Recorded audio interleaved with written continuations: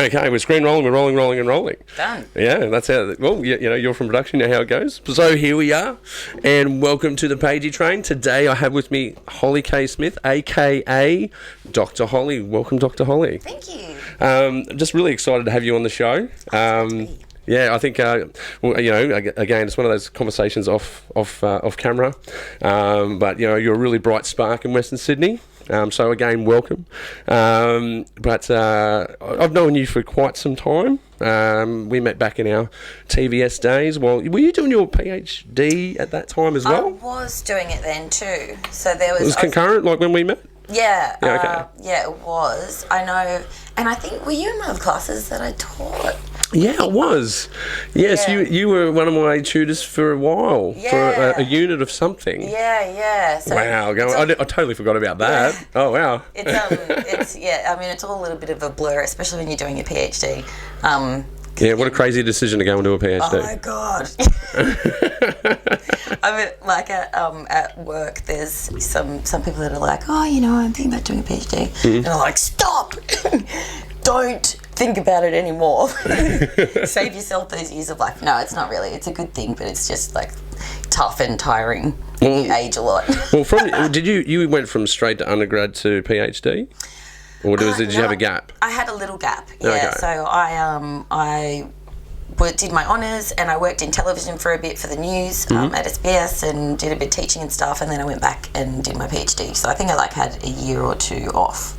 Yeah, okay. Yeah, well, I think I really got to know you when we were doing, what was it, Inquiring Minds, where you were a TV host? Yeah, that was my first kind of gig where I started to learn how to do it. So, Yeah. Really good. Well, seeing you there, we obviously had you on for Main the West 2014. You were the first... first red carpet host. Yeah, the first red carpet host. Yeah. So, yeah, man, we do have a lot of history, don't we? I know, it's crazy, isn't it? Like, it's got to be... You know, Rachel and I, that's a mutual friend of ours, and she's my director at the moment. We were like, oh my gosh, have we known each other for 10 years? Longer than that, 15. So for you, it must have been, like, it has to be coming up to like 10 years or... Yeah, because it would have been around the same time, right? Yeah, because I started as an ingest operator. Not even that, I think I was a camera assistant at TVS. What a great place to learn. Yeah, oh, look, it came up a couple of weeks ago. What a shame for it to go down that way.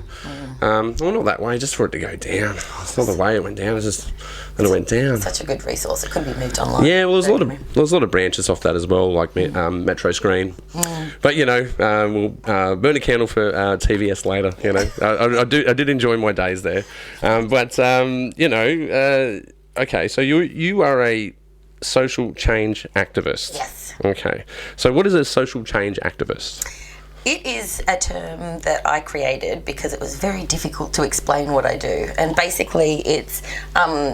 I'm passionate about, you know, all things environmental, conservation, humanitarian, and I design ways to create social change to counteract these injustices. And also I specialise in communicating for social change in action. So there's, I have strategies as to how to communicate these to make people want to participate in that change. Yeah, so that's and that's what you did your PhD in? Yeah. So you're a doctor of change. Yes. A doctor of social change. That's how fascinating. And communicating it. And communicating I do communicate a lot. Yes. Oh, look, yeah, I've certainly been enjoying your content online. It's been really good. But, you know, I think one of the things that you were doing recently... No, well, actually, let's go further back. Okay. I want to go further back than that. You were short a cameraman for a job. Oh, yes. Some time ago, maybe 4 years ago, 3 years ago, something like that.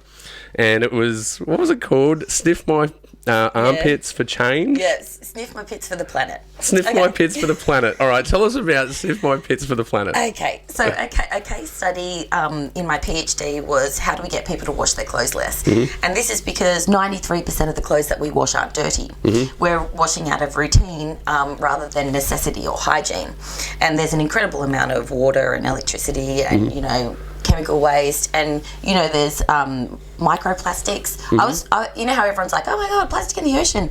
I was harping on about that maybe 7 or 8 years ago, because I learnt that microsynthetic fibres have entered the food chain from laundry grey water. And they're like magnets for like hazardous material, right? Like, have I got that right? You are. That's absolutely right. Yeah. And so it's incredibly toxic when sea life consumes them, and these scientists. So they are ending up in the food chain. Yeah, and apparently the toxicity levels increase somehow. I'll have to look at that so I can. But yeah, I was talking to a scientist about it. They intensify as it goes up the food chain as it gets eaten, and so obviously we're on the top of the food chain,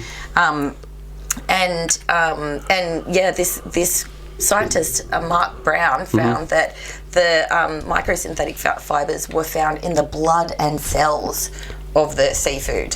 So, holy hell. Yeah, I know. So anyway, so it's incredibly problematic. This is terrifying. I know. You've come here to terrify me. But this is the other thing too. Yeah. When you're communicating for social change and action, you can't focus too long. You can't scare people or guilt people into doing things. Yeah, the alarmist approach doesn't really work, does it? No. And I think climate scientists especially have learned that lesson. Yeah, exactly. And the problem is there's been so much focus on the problem that there isn't enough on the solution, and now the problem seems so big and problematic that it's irreparable. So we have to change those attitudes and those perceptions. Well, as in it's like futile. Yeah, it's like, oh well, we're screwed. What are we going to do about it? You may as well just continue and throw your hands to the air. Yeah. Wow. And I think, so these plastics are getting there through like detergents and clothes? Or is laundry. So every time recycled fleece will expel about 10,000 fibres every time you wash it. And when they're, acrylic, plastics, all those kinds of things, they go into the ocean, and then that's how they're getting in there. There are other plastics, but that's where the real microplastics are. Yeah, wow. And so I'm trying to get people to wash their clothes less. And I'm like, if you want to do, I believe in doing environmental conservation things for entertainment, so entertaining things, and that focus on hope and is uplifting. But the thing is that with even like with people, when they study all of the theorists talking about trying to get people to wash their clothes less, like governments in the UK are investing heaps of time and resources into their academics, because they're like, oh my god, this problem is so big, what are we going to do, we can't stop people washing. And the reasons that we clean have more to do than a multi-trillion dollar detergent. Well, it's cultural, right? Cultural and commercial. Cleaning is one of the very few things that is not widely spoken about, and it is almost... But it's right in our face, though. Yeah, and it's... Even soap operas. They're called soap operas because they were advertising soap. Really? Yeah, because, when they watch dramas on TV... Could work out a gag out of that. Yeah, no, but that's why they're called the soaps. Because that's when you used to see, when TV started, that's where you used to see all the cleaning commercials. Oh my gosh, that makes complete sense. Yeah. And, oh my gosh, I won't go into it too much, but I mean, the way that they manipulate us is absolutely terrible. I did a post on Dr. Holly about it. But so we've got to get... Check out Dr. Holly on Facebook. Plugs. Yeah, you've got to get those plugs in there, mate. We've got to get them out there. We really need to stop using materials made out of oil, because when we create these new compounds, they're the ones that we're finding all of these problems. Like we can't ingest them; they're a toxic magnet. So anything generally, and it's difficult because sometimes it's like, with things like the polyester, yes, they might be. They use an incredible amount of resources and have a very high climate change kind of rating in the production phase, but they might need to be washed less. Or is that just the making of textiles and... Yeah, but we need to look at the whole life cycle of everything. So it's how it's produced, how it's used. 82% of a garment's total environmental impact happens during the use phase. So that's when we wash our clothes. Yeah. Okay, because I Washing, would have drying. thought the production production. of fashion would have been the biggest big part. because dumping in rivers of unwanted chemicals through the process Yes. of making materials. Yeah, absolutely. But what you're saying is yes, that is an impact, but that's not comparatively. It's not the big impact. The big impact is that us using clothes and our culture and how we use clothes. Yeah. I did. So you're talking about a disposable culture. We do, like, fast fashion and has come into it. Clothes have now become disposable, and so that is a challenge too. I did a stunt recently. Yeah, I was gonna bring up your stunt because I remember, like I said, when we were doing. You've done a few stunts before. There was the Sniff My Pits for the Planet. Yes, Did I get that right? Sniff My Pits for the Planet. And Yes. so I have to put that into perspective now.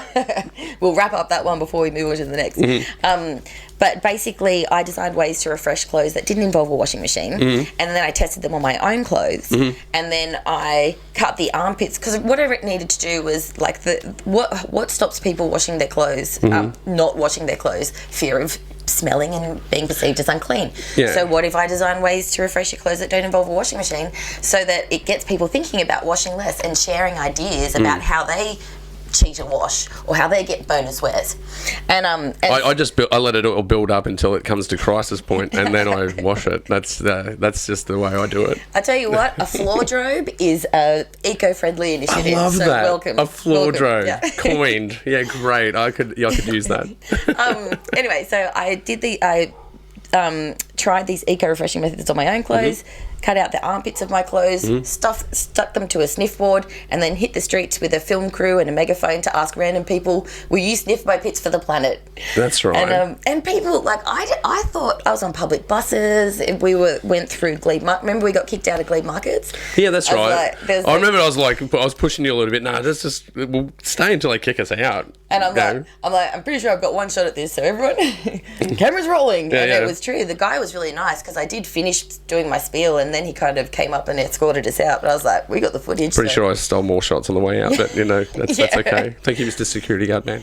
And but like, I didn't expect people to do it. I was just trying to think of a fun way to get people to talk, because I was like, laundering is the most boring topic ever. But it's like, and this is one of the challenges when. But it's a bit keystone though, like if you think about it, because I suppose for me, like what I've noticed is it's about being accepted, right? Whether in whatever sort of facet that is, if it's socially by your desired sex, or whatever it is, that cleanliness is about attractiveness and acceptance. Totally, and not and being which judged. ties into the fashion, right? Yeah, definitely. Yeah, It does. And that's another reason, like, when I'm like, everyone's going to feel like, and everyone was very guarded talking about their own laundry practices, but if I'm the one that's got their armpits on the line and it's like, judge me, what do you think, does this smell, then I'm the focus of the attention, and then they can be a bit more open. Yeah, because you had a board with a sniff board with different phases of shirts that you had worn at different levels of washing. Office going. Oh, yeah, okay, and the scenarios as well. Yeah. So anyway, it was good, and it got people talking. And from my studies, then I had focus groups. I've spoken at conferences and all this kind of stuff, and people reduce their washing frequency. And you only need one extra wear out of your item of clothing, and your laundry burden is halved. Well, my jeans certainly get that. Yes. Well, Talia Juck is an amazing researcher, and she did this experiment where she got people to wear their jeans for 2 months without washing them.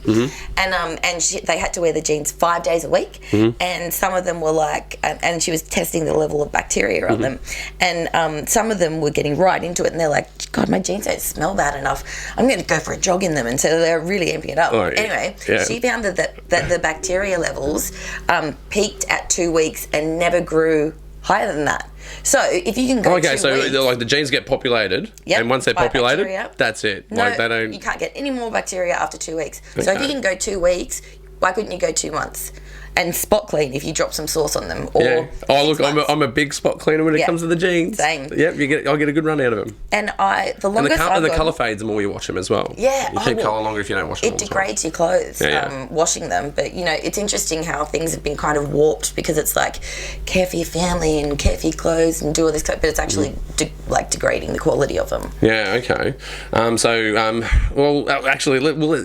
Since we've wrapped that up, let's get to fast fashion. This clip is hilarious. Absolutely hilarious. I remember when I was watching it. Hey, Nate, can you pull up Holly's clip of her? What would you call it? Is it a protest? Stop fast fashion. Or is it it's a stunt. A stunt. My stuff is usually quite it's obviously political and so it is a little bit of a protest really, but also a public stunt. So this one, I'm commenting on the speed of fashion. So me and some awesome chicks ran into Pitt Street Mall, and we were like simulating getting new clothes, picking up the clothes from our bag, running over to the garbage bin, throw our clothes into the bin, put on the new clothes, run back to the shops, get some more clothes, put on the new clothes, run back, chuck them in the bin, and we're basically, you know, well, I'm doing this, you know, momentous speech, and I'm like, in my undies. I can see in your undies that you are yelling at bystanders. I think it's if you're trying to get attention, I think you've done it. Yeah. And my mum helped me on that shoot too. Remember, she was on the that's right. Yeah, mum's. A big shout out to Holly's mum. She's very helpful. She's very helpful on a shoot. Mum's like, okay, if anyone comes, I'll intercept so that you can finish it. And I'm like, come on, girls, we've got 2.5 minutes, and we got to be out of here. Oh, so she was on like a troll patrol. She was. Watch out for anyone crazy. I'm going to step in the way, and you do your thing. Yeah, totally. Great. I'll take the bullet. But the interesting thing is that, and I did this other stunt where at Fashion Week where I was interviewing all these models. I mean, P.S. I have never been comparatively more unattractive in my life than when I was at Fashion Week interviewing I looked like this little tiny nerd, like dumpy, sitting down, pointing a microphone up in the air at these like glamorous but I was asking all these questions about fast fashion and ridiculous questions and offensive things that. Oh wow! So you're getting in their face a little bit. Yeah, but it was good because I got them to say. So sometimes you want to get them to say what you want to hear, like rather than having me say, you know, child labour is not bad, you say a gag about, you know, or you know, saying that it's good value for money or whatever, and then they'll be like, oh no, that's terrible, or like, you know, op shops. So one of the lines was, do you think, because op shops are going bust because we buy so much cheap clothes, and then we think that we're doing a good thing. Oh, yeah, this is the tip story, right? Yeah. And then they have to send them to landfill, and they go bust. And people are like, there wasn't many people that I could get to understand that. Like, some people were like, well, the op shop should make the clothes cheaper so that people buy them. And it's like, you're not getting it, are you? Like, there's too many clothes. No one's going to buy a $12 Super top for $13 at an op shop. They're going to go and buy it new. And after you've worn these clothes, cheap fast fashion clothes, they're designed to withstand less than 10 washes. So I would tell them anymore, it's like we have to reduce our consumption and make better choices. Because maybe the op shop model at some point worked before the quality of clothing changed. Exactly. Yeah, okay. But I must say, when I was a starving student, I have been to a few op shops. Yeah. I love it. But I like those parties you go to when they go $20. Yeah, $20. You can only spend $20 on an outfit. I love those. Yeah, that's fun, isn't it? Yeah. My partner and I, we have some really great 80s ski suits. Oh yeah. And oh god, we just had a great weekend, and we went to the shops, and then there was an op shop next to the shop, and we'd already planned that we wanted to alter a sign, so this is going to go somewhere. But we went to go buy some wine, then we're like, let's go to the op shop, and then I went to the op shop, and I was like, I found the most hilarious 80s bright purple onesie ski suit with huge shoulder pads, and I was like, I have to buy this, and Ross is like, yes you do, and I'm like, babe, you need a ski suit. And he's like, yes, I do. And we went to the next one, and he got this like bright purple ski suit onesie as well. Anyway, so we had already planned, because I was going through this phase where I would alter words that say parts and into things like farts. Anyway, down the end of my street, there's this huge sign that's got letters from the size of me that says service spare parts, and we had already planned that we wanted to like put call flute on it so that it says service spare farts, giant thing. Anyway, so we're in our matching 80s ski suits, and we've got our call flute, and we've gone to this car yard, and we're putting the call flute up on the P, and then the security are like, "Oi, what are you doing?" And I'm like, "It's okay." and they're like, "Stop." And then anyway, they come over. Pardon me. They come over and they're like, "What are you doing?" And I'm like, "I'm turning the P into an F so it says farts." And he's like, "Why are you wearing ski suits? Like it's like September, it's not cold." And I'm like, "Because we went to get some wine and it was next door and we thought it was funny." And he just looked at you like, "You are crazy." And that's how we got our wonderful photos of us in front of the sign, because those security guards found it so funny that they took photos of Ross and I in the act, and we've got these, there's the two of us and this huge farts sign behind it. It's my best sign alteration ever. Oh, well, look, you'd be proud of me. I've got to tell you a story, right? And Misty can back me up on this. Big shout out to Misty. For instance, I have a singlet in my singlet collection for my work attire, and one of my singlets I wore to my first job interview. Still have it, still wear it. It's got like holes in it, but it's just a singlet, right? So I've kept it. I lost a pair of jeans recently. This will give you an insight to how long I hold on to clothes. I am renowned for it. I had a set of jeans that I had since I was 14, and I've only just recently lost them. Okay, well, you got to understand, it was the 90s, right? I can understand that. Baggy jeans from the 90s. Yes, oh my totally God. keppers. That's exactly. They were SMP keppers. Oh. Yeah. And I clearly grew into them, so I could wear them for a long time. And they literally disintegrated while I was wearing them. They just, the seams all came out all while I was sitting down. One day it just went pop. Nope. No, I mean like a chain reaction all across it. Like Party Boy from Yeah, it was amazing how these pants destroyed themselves. They're like, if you're not going to do it, dude, we're doing it. It's been... I think it was like 23 years. It might have been 23 years of those jeans. Oh, that's so good. I've got clothes from that. And I'm like, I said to my partner, I'm like, because I've got this little kilt that I've had for like probably nearly 20 years now. And I'm like, you got to tell me, babe, if I'm getting a bit mutton, you know? Like, 'cause I'm still rocking these clothes from like the early teens, and another dress that I've had for longer than that, like half my life. But you know, back then things were made to last. But it's just like a lot of things, you know, when I borrowed my mum's crock pot, and she's had that for 40 years. Yeah. Could you imagine owning anything that we have for 40 years? Oh, I can. I'm an odd bod though. I'm an odd bod. I know what you're saying though. I mean like buying something new, I'm so frustrated, like with things breaking all the time and trying to repair it's things. new stuff, man. Yeah. New stuff. I know what you're saying now. Like new stuff, when you buy it and you're like, oh, that will last forever. Like this table, for instance. I French polished this table when I was like 12. Yeah. I got it off my parents, right? Yeah. That they got from a second-hand place, right? So this table is like 40 years old, easy. Like probably more. And it's still here. It's still here, right? But you were saying, you touched on it before, the industry. Tell me about, what's your position on the industry and how they're pushing this fashion on people and how they're pushing these processes? It's kind of applies I think it applies to fashion and it applies to many other areas as well. And it's like, I mean, it sounds like when you analyse marketing plans, they're always, they're always selling you something that isn't the product. So, Okay. you know, if when you look at, when you look at, for example, Harley advertisements, they sell. Then they're not selling so much the bike when you see their posts and all that. They're selling the dream of travel and freedom.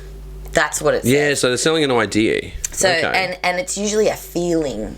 So you know, so in that sense, it's freedom. If you're when it's fabric softener, they're selling love. Love your family by making, you know, love your 2-year-old by having extra soft and fluffy towels that you can, you know, wrap up in them, and that imagery. And so a lot of detergent stuff, I find it incredibly sexist. It's not, especially the older stuff. Like sometimes you'd see, in part of my thesis for my PhD, I was looking at all these different, I would just compiled all of these ads to show that basically it's all chicks in white laundries, and if it's not a chick, it's a little kid, and then if it's not a kid, it's the perfect husband holding a baby, and then you've got like laundry powder down the end of it, and it's like, like that is my worst nightmare. You are not selling me anything.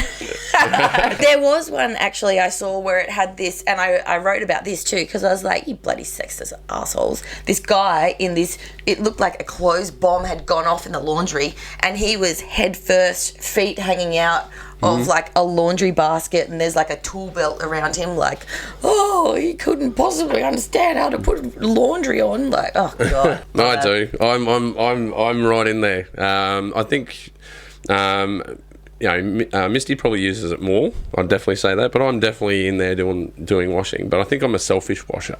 I just do mine. Yeah. I think it's good to have your independence though as well sometimes, like with some things. Yeah, I know, but sometimes you got to get your work clothes done. You're like, oh, I can just do a really quick wash on this because you know, and that's usually an emergency wash. You know, have you ever done the emergency wash the night before? Because you go, I need this outfit because I've got this on. Yeah, I think maybe. Yeah, well, is that another problem? People rushing to do washing when they need to for social appearance. So that really ties in as well, doesn't it?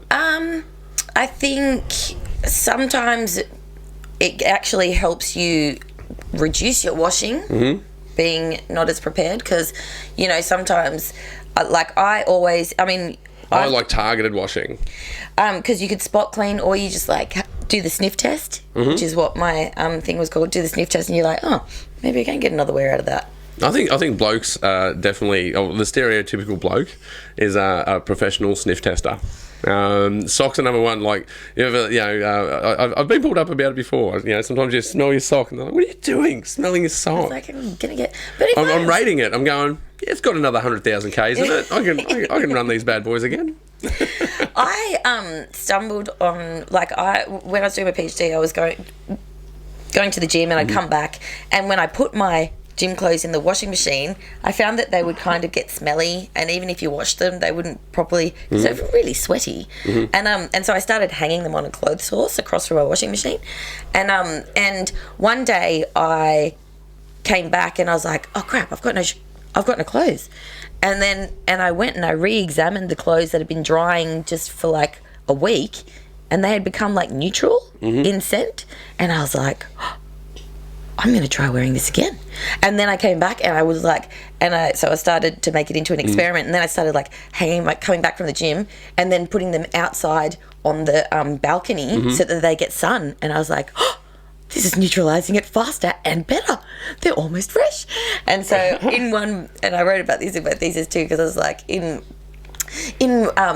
with one item of clothing, I got 4 wears out of it at the gym when doing solitary exercise. I got 4 wears out of it without washing it. Like, that's how much I could push it, and so I think that from that you start to re-examine the necessity to wash, and I know now that I can usually get 2 wears at least out of my work shirts, unless I've been out on a shoot and it's like a hot day or whatever. So you got to assess. You got to assess the situation. Yeah.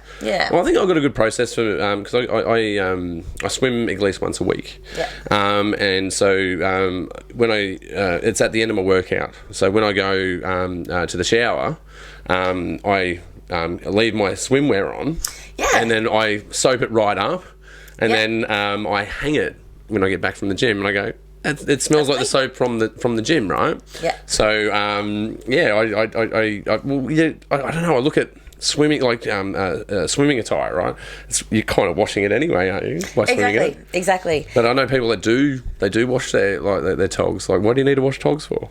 It's and it's all about as soon is togs right? Like, I'm in the right state. Yeah. Depends what state you're in, right? Budgie smugglers. Yeah. Budgie smugglers. Well, no, I've got like the step down from budgie smugglers when I swim. Board shorts. No, they're not board shorts. Mankini. No, is it a mankini? No. Oh gosh, no, that would be horrible.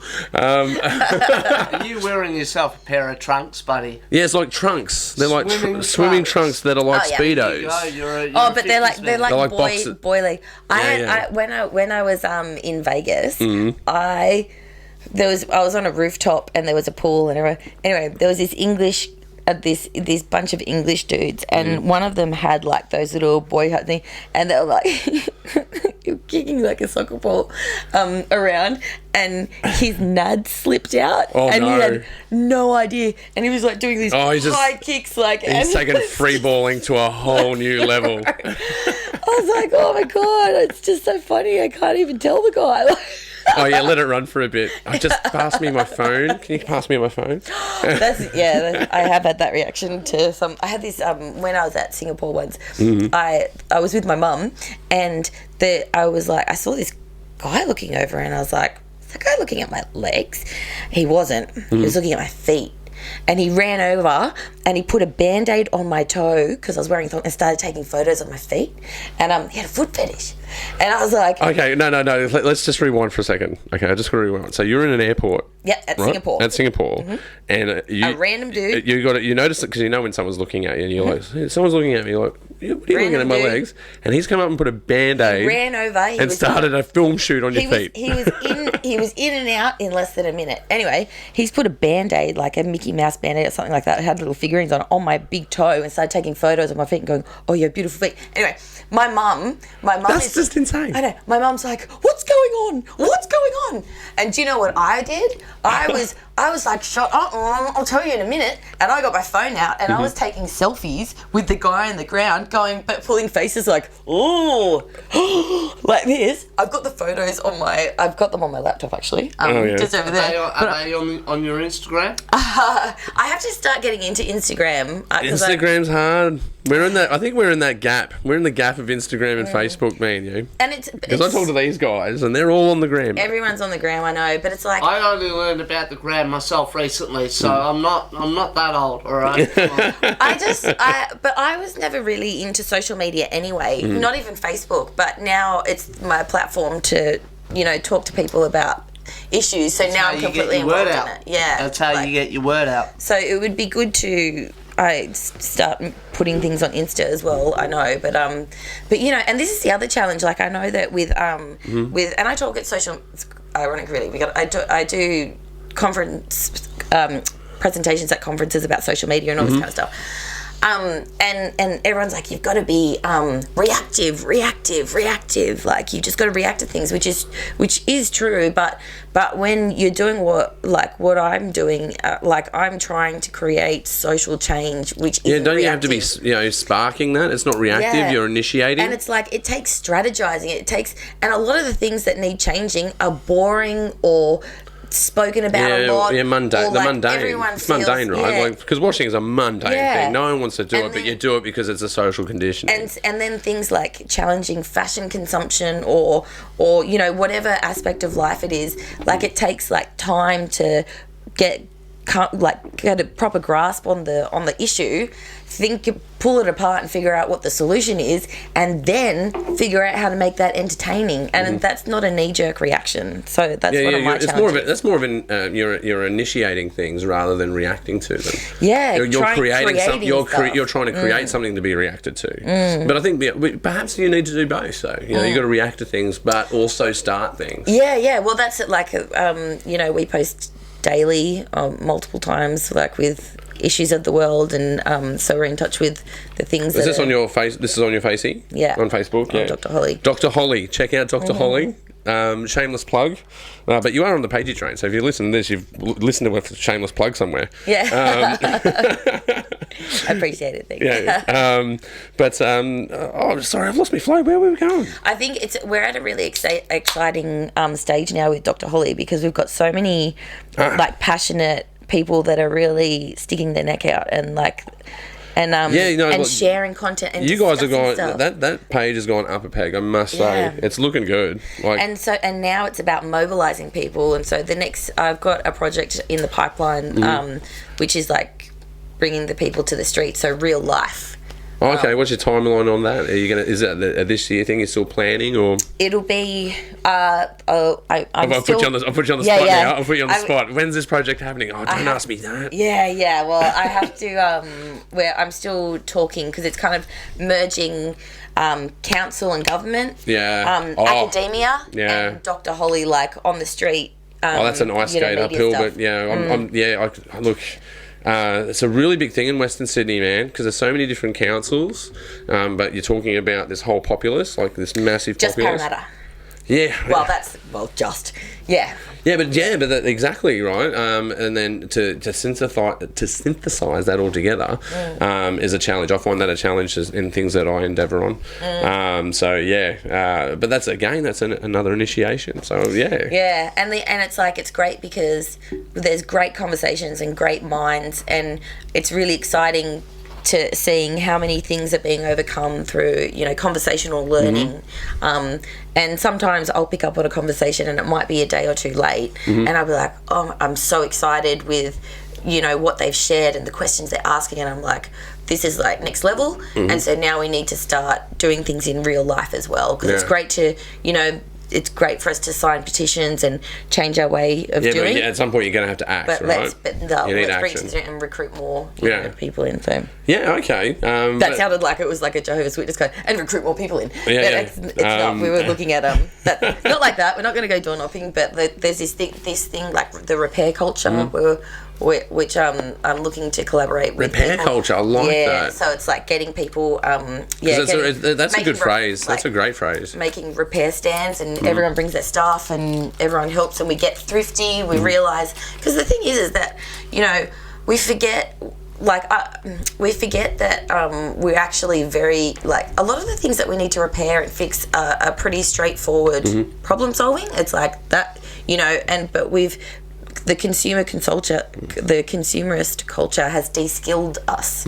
So we're like, everything's so hard, I have to buy a new thing because that broke. But sometimes it's like really simple, like it might just be a little fuse in a toaster or something. I remember, I think university having a sublife crisis and then deciding to go to university taught me a few things, and that's your washing machine breaks, funnily enough. You normally replace it, right? If something like that breaks, you replace it. But if you can't replace it, you got to fix it. So you got to find a way to fix it. Yeah. Cooking from scratch. Yeah. Right? Cooking from scratch. Which reduces so much plastic. Yeah. Video coming out. That's something. You got a video coming about reducing plastic. Yeah. I won't ask you for the timeline. It's so hard, because I work full time, and so let's talk about that. So you work full time, and then in your own time you're doing your Dr. Holly page. I was actually talking to Nate about it today. They're like, you've got to do a Pagey Train page. I'm like, it would be great, but it's just another channel that I have to run. Yeah. And it's just, I think that's the same with the hesitant into Instagram. You go, running all these channels, now I need to run this other channel. And don't get me wrong, you can tie them together. But if you're working full time and running all of these different things, it takes up so much time. Like I work in the evenings and the weekends. Yeah, that's it. That's our But that's about passion though. It's food for the soul. Do you know, I felt when I had a little bit of a break where after my PhD where I didn't create content, and the reason that I realized that I can't not do it. Life doesn't feel very satisfying. It feels like a bit meaningless, and I know that sounds so like, oh god, like No, I don't think you mean it that way. That it's like, I I found it really hard to not do it and just be tired and be like, is this it? Like, we go to work, what? And then come home and, and then, it's I have the same question. Then what? Yeah, then what? It's a then what question, right? So it's like, and so, but then doing this, like, I would like to be bringing things out more. I would love this to become a bigger part of my life and career. That's the dream. That's the dream. But I think the key is, like, you got to have the right mindset. And I think from what you say and from what I've experienced, I think we have the right mindset. If you're passionate about something, you're going to pursue it. And to pursue it, you need to pursue it on a Saturday, because you're working on probably a weekday. Even when I was doing shift work, any time I was off shift work, I would be working on my projects, whether that's film, music, festivals, whatever it is, I'm working something. Well, for me, the backbone's always content. Constantly building content in some capacity, whether it's commercially or personally. Do you know, I don't even listen to the radio in the car. Like, I will be going into the city, like, I schedule problems to figure out when I drive. So like, if I'm like, okay, sometimes I work at Parramatta, and that's usually a 40-minute drive, more if it's in bad traffic, and it's like, I schedule the problems that I've got to solve in that time, and it's like, wow. So no wonder it's so hard to sleep. So you're saying you go into a meditative state, sort of like thinking about what you're going to do. Like, for me, it's swimming really does that to me. I do it with exercise as well. Exercise, I start thinking about stuff like that. I know from doing a PhD, I was just talking with a friend today at work about this, because she was like, someone who's done a PhD can identify what time of the day is best to do what thinking. So she was like, in the morning, I'm excellent at absorbing content. I can read, and I know that I keep it from about 11 till 4. Terrible at everything. From 4 till 1 in the morning, I can write and produce content, and because when you do a PhD, you have to be very aware of what times you're on and off. And I know I'm very much a morning person, and you just learn all and you schedule these other administrative things at the end of the day, because you can do them with a glass of red wine. And then keystone to study. Every academic has red wine van. It is a phenomena. It is, really? Isn't it? Phenomena. It's the only thing that keeps you going, really. Joking. And the caffeine balance. You probably have a caffeine balance in there.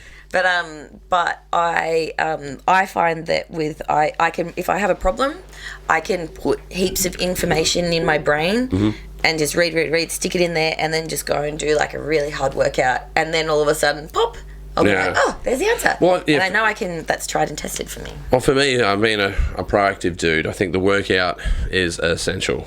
It really sorts me out mentally, and it really sorts out the soul. But it's the same thing as doing creative things as well. I think that's essential. I think one drive, in a weird way, I think one drives the other. But that's just my opinion. That's how I experience it.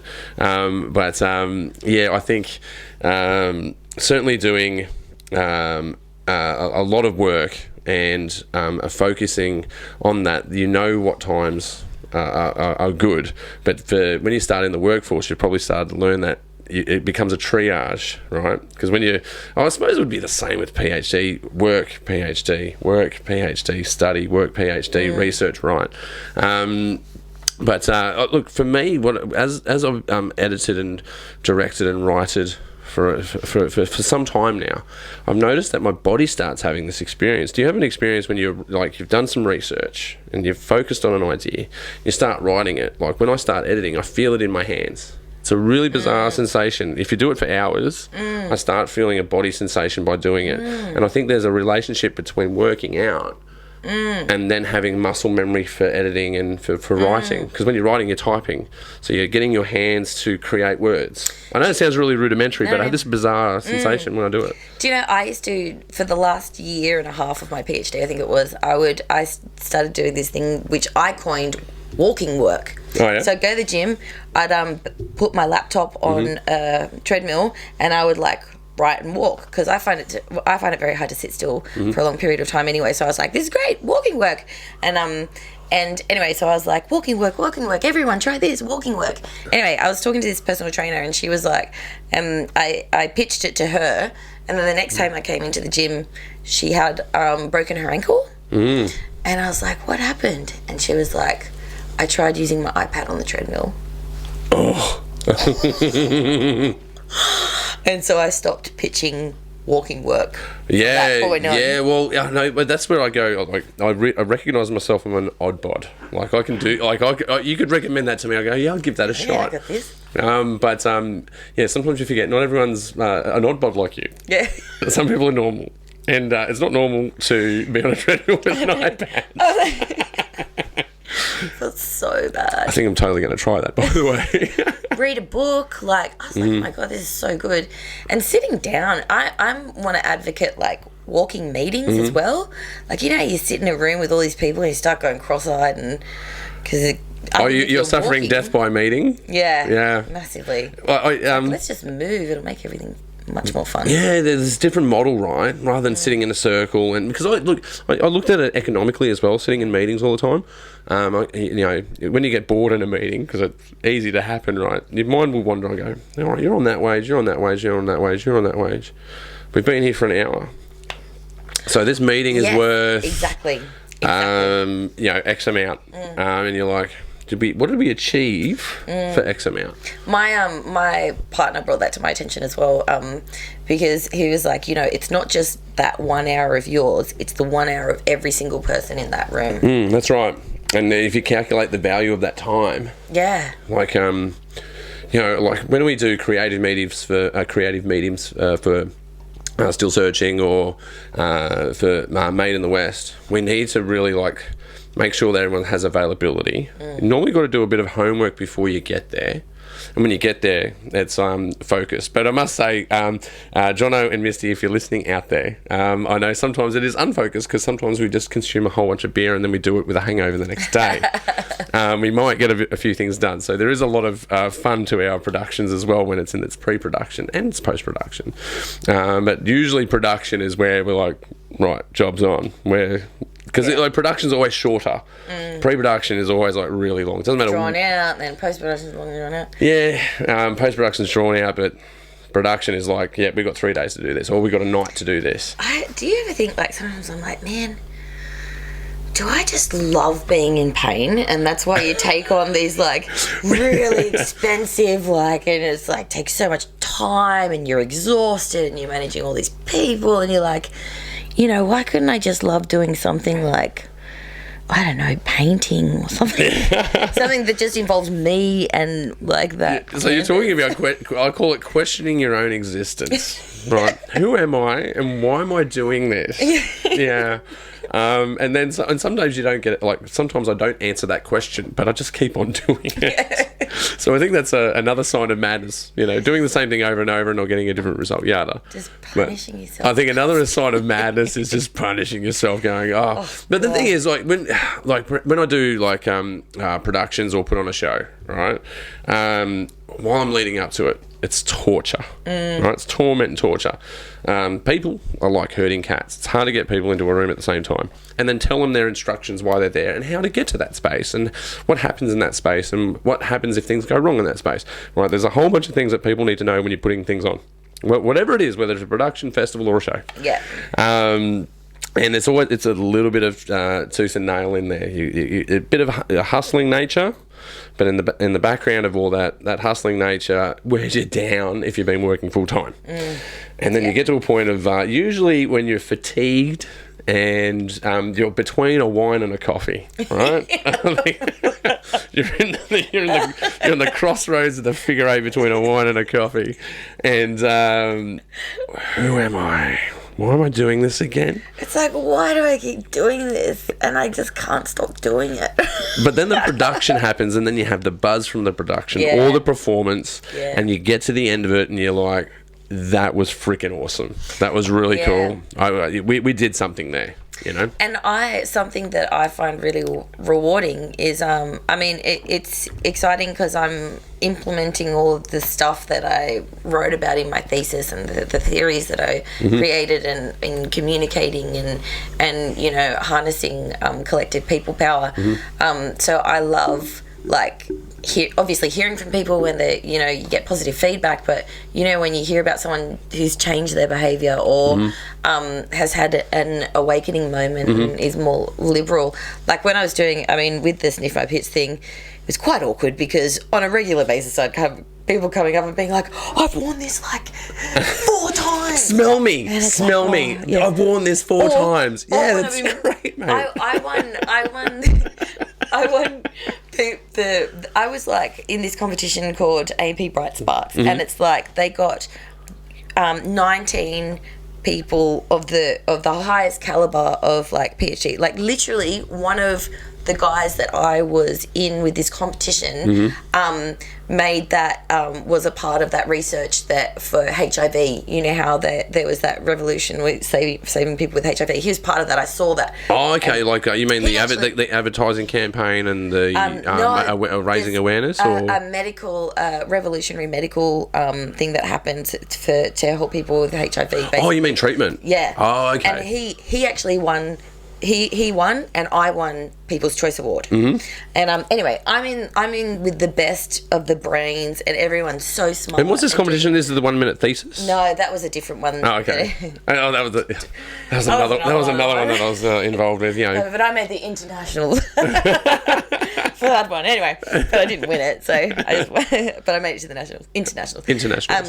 But that one, I'm with the best of the best, and it's so interesting, and I love something that I do enjoy about a lot of people that I meet that are PhD students, or actually, I found in that room, is that everyone wants to hear what the other person wants to say, but it's like, no, you talk. I don't want to talk about my stuff. I know all about my stuff. I'm stuck in my room all day. Yeah. I want to get out of my head and I want to get into yours because I've been in my head for a while. You talk. And I'm like, I don't want to talk. You talk. What you're doing is incredible. So it's anyway, a standoff. So I'm with these brilliant minds, and I've had this quite frequently, when I've been addressed by someone who hasn't met me in person, and at the first day, one of the ladies she's like, oh yes, everyone, she's doing, because we got all this different training and that kind of stuff, and she's like, the pit girl, where's the smelly pit girl? And I'm like, oh man, that's my coin. I need to rebrand. This is tough. And I had to wear this for years. I need to do another campaign immediately. Anyway, so yeah.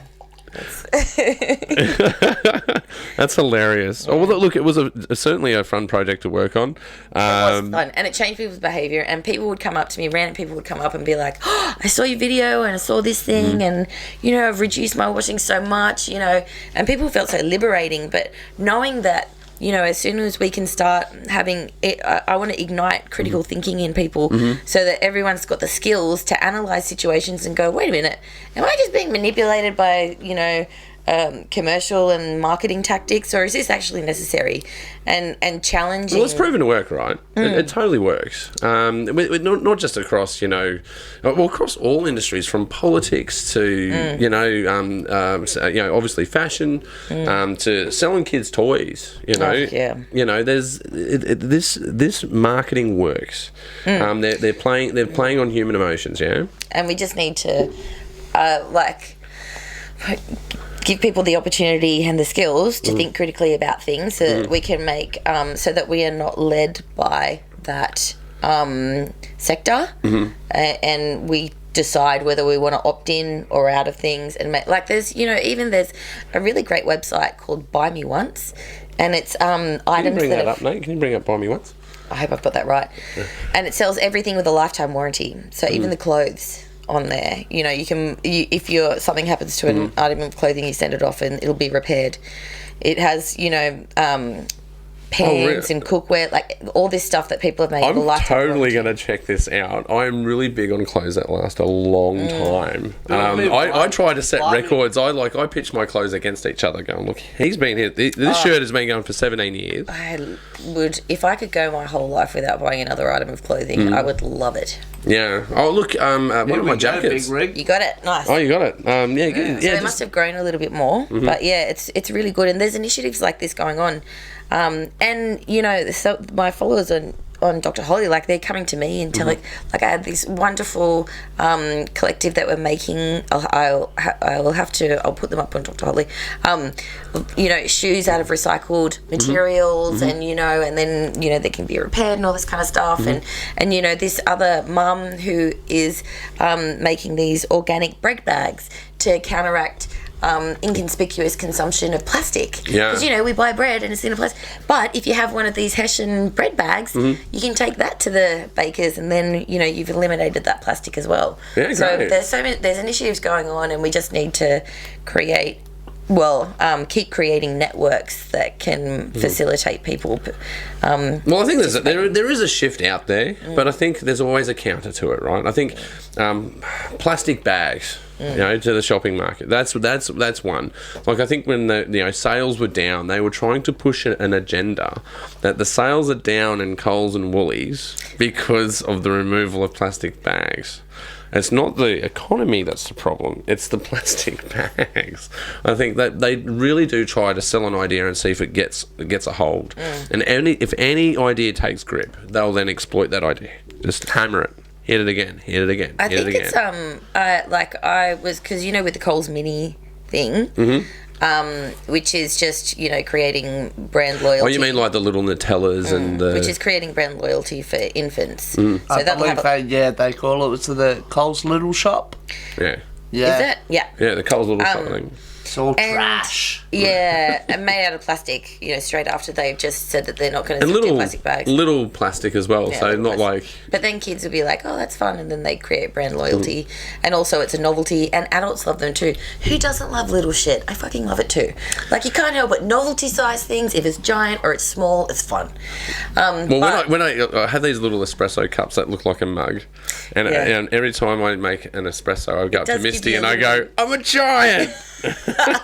I'm huge. It's just fun. I get it. It's fun, but like we just can't be making things out of plastic. That's the the end payoff of the day, for what it is. The cost to that payoff is not. It's not. Right. It's not worth it.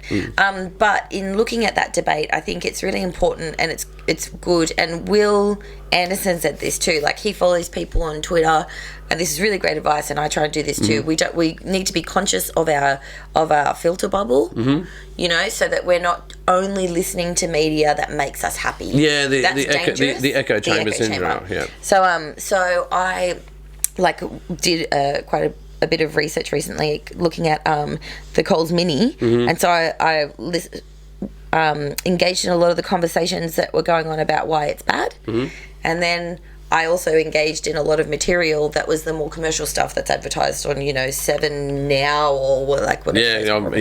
Pick your network. Yeah, and it's like people that are so excited and all this. So I see, and I think that because it's important to see why people like it, and why it's exciting. Because if we want to change these people's minds, we can't make them defensive. So we've got to think about, how do we introduce this concept that actually... Yeah, it's an enrollment, right? You've got to enroll them in the idea. Yeah. You've got to enroll them in and why... Them. Yeah, and why is it important? If you speak to someone and challenge their morals or make it seem like they're doing the wrong thing, it usually sparks defense. And that's, again, why I always try and make me the butt of the joke. It's like, you're cool, I'm the idiot here. If anyone's going to laugh at anyone, it's me. So it's like, take that off. You can be fine. You're on your throne while I look like a douchebag. That's how I kind of deflect it. But yeah, it's like having this conversation. You've got to do those things to disarm. You've got to do those things to disarm, right? Yeah. And I'm going to work towards another thing that's coming up is, like, how we talk to people about these issues so that we can, you know, build... get more hands on deck, not make them feel threatened. What have I got? There you go. Oh, thanks. That's better. You're being really discreet, and I'm like, what? Yeah, What's wrong? what? What's wrong? Yeah, you got a coat hanger. Well, look, if for you guys out there in podcast land, we call them coat hangers in TV. If you get one hair that goes pew straight, you got to go, hey, pull that in. Oh, I always have to fix people's hairs before I... Oh, man, I always do. I have a spiel. For this, especially with dudes. You just got to be a bit gruff. And usually dudes, it's dandruff on their shoulder. You're like, let me get that, right? And you brush them over, and you cross that barrier of, oh, we're just being blokey. It's all right, mate. Yeah. I'm not touching him in a bad way. I'm just clearing this way. But with women though, it's different. So you got to go, look, I'm just going to sort of brush your hair this way. Is that okay? Yeah. So you kind of feel that their bubble, their comfort bubble. Yeah. And you go, well, I'm actually helping your appearance because you don't want a line that is sticking out, because it doesn't matter how well of a listener or a watcher you are, if you see a coat hanger, your brain goes... You just can't stop staring at it. Yeah. One of or dust or dots. Yeah. It's just one of those things. And it's like, Ross and I obviously come from a television background. It's about, like, just removing distractions. It's not, for me, I'm not trying to be, like, a supermodel. I'm not trying to do it. I'm just trying not to distract people from from the content. From my content by having, like, once I had a scuffed eyebrow that was, like, down there, and I was like, damn it. Yeah, I know. I've got a few ones where... staring at that. Well, look, I've only had long hair for a couple of years, and I was a short hair dude, and I don't worry about these things. Now I'm always worried. Like, where's my hat? Where's my head? Do I have a coat hanger? No, you got to worry about those things. It's just one of those human nature things, right? We have worked on a bit of TV together. Like, but you were talking about commercials, actually, and one of the things I used to do was a presentation coordinator. So for people out there, if you are watching television, there's always a guy at the end of the TV or a girl with a mouse controlling that television, right? So they control the commercial content, and the amount of commercials that I've watched is insane. It will blow your mind. Like, I've done 12-hour shifts as a presentation coordinator, or a co-ord for short, and the amount that I see cleaning products sold would blow your mind. Like the Cyclonic mop, the Wonder mop, a chemical that will remove stains from your bathtub like no other chemical has before. And they pump this stuff like you would not believe. It's just over and over and over again. But I don't know. I think... What do you think? Do you think... Oh, excuse me. Do you think audiences are turned off from that? Do you think they're smartening up? Like, are audiences smartening up, or are they still imbibing this idea? Like, or is it deeper than that? Like is it just about the advertisement, or is it what's the cart before the horse, or horse before the cart here? Like, is it the advertisements that's created the culture, or is that just a cultural idea that exists that they're capitalising on? It's the commercial sector that initiated it, but then it's like, chicken and the egg, because everyone... Is it a chicken and the egg question? It is. And this is there's that same thing where people are always like, the media. It's like, you are the media. You like, we're tracked every click that we do, everything. Like, you're the media. If you watch it, they'll make it. And messages and a focal point moves in some ways. Like, if you upset Rupert Murdoch, then there will be a very definite, you were talking about this on that show and you were talking about this. But outside of those big sort of those massive resources, those things where it's like, okay, we're going to get rid of that guy in politics because he doesn't want me to do oil anymore, or whatever. That aside, it's consumer and media and consumer and media, and they'll show. I always hate it when you find a good show. Like, I used to love Workaholics, and it was really great for a couple of seasons, and then as soon as it becomes popular with the college crowd, it just becomes like tits and ass kind of thing, and I'm like, oh, great. So I can see when a good show turns into whatever, but they have a huge following with that, and that's what they want to see, and that's what they respond well with, so they start making media like that. Yeah, they tailor it. They tailor it for that market, yeah. And that's how we feed what's going on. Like, if they, if no one watched stuff, then they wouldn't make it. Like, there would be no point. If you're focused in on it. So hence we have clickbait. You've got things out there that are clickbait. And like when and we click on it, and it's also shortened our attention span. So the way that now, like, when you used to write stories in journalism or short stories, it was like, bring them into the character and understand the setting, and then something will happen at the very end. It'll be a twist, and you'll be like, "Oh my god, I wasn't expecting that." Well, now messages are the opposite. It has to be the hook and the twist at the start. I'm not expecting the most important thing, and then it trickles into nothing, because by the time it gets to 70% down an article or into a video, most people have turned off. Yeah. Like, if you're making a video online, you've got 3 seconds to hook your audience, or else they'll switch over, and to see people watch things to the end is like very rare. Well, look, do you want to do any more shout outs, because we've reached the end? We're right at the end. Thank you. No, this was great, and if you want to suss out some content, have a look at Dr. Holly. If you want to hear some cool tunes, check out DJ Ross Vader. Okay. Yeah, he's on this project as well. So. Okay, yeah. So, we were talking about that before, about how having people assist us. So I'd like to thank you, Nate, as well. We brought Nate on board as the podcast producer. Well, thank you for having me tonight. It's just great to have you guys here. It's great to have you in the studio talking. It's always good. Yeah, it's always great to catch up. And look, guys, don't forget to subscribe. It's right there. I'll put it there for you right now. And once again, thank you, Dr. Holly, for being on the show. Thank you to Still Searching Productions, and we'll see you next time. Yeah, thank you. Bye. All right, there you go. Peace. That's it. Done. It's all done. We're all done, ladies and germs.